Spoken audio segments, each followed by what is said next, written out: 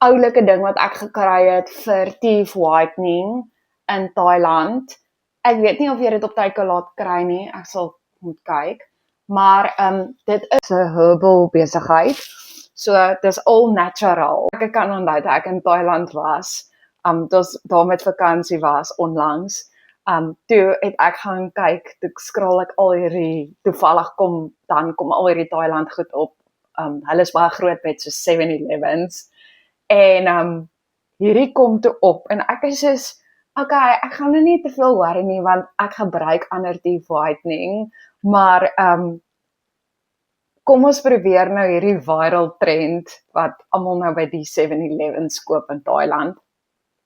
En toe probeer ek hierdie en ek het nie verwag nie, maar julle, dit is vrek sleg, nê? Nee? Ek gaan vir julle soos oopdraai en wys. Dis is dis myne is al amper op, maar dit is soos 'n tandepasta, maar dit is regtig, as jy dit gebruik in jou mond voel soos regtig skoon na die tyd, maar hy brand al die kieme dood. So definitief, as jy Thailand toe gaan, dan hierdie is soos half 'n must have wat jy moet gebruik. Hierdie het charcoal in, dis soos 'n charcoal toothpaste. Maar hy brand lekker en hy brand sommer al die kieme dood, maar dis vrek sleg. So ek het dit baie gebruik, myne is al op, so ek gebruik dit het dit altyd op 'n daaglikse basis gebruik. Maar die teeth whitening wat ek actually gebruik, ek gebruik dit letterlik toe ek begin het daarmee.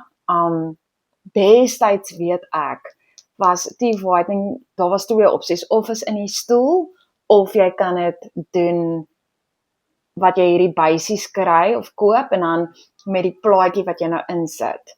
So, maar toe ek nou die dag hierdie buisie gaan koop het by my tandarts, toe was dit soos letterlik die helfte van wat ek 3 jaar terug betaal het. So, miskien is ek verkeerd, maar wat ek kan onthou wat die prys was. Ek gebruik dit soos 1 buisie 1 keer in 6 maande. Obviously, ek is nou nie 'n tandarts of whatever nie, maar ja, so dit werk vir my. So dit is vir my 2 must-haves vir teeth whitening is definitief hierdie. So laat weet my in die comment section wat vir julle werk.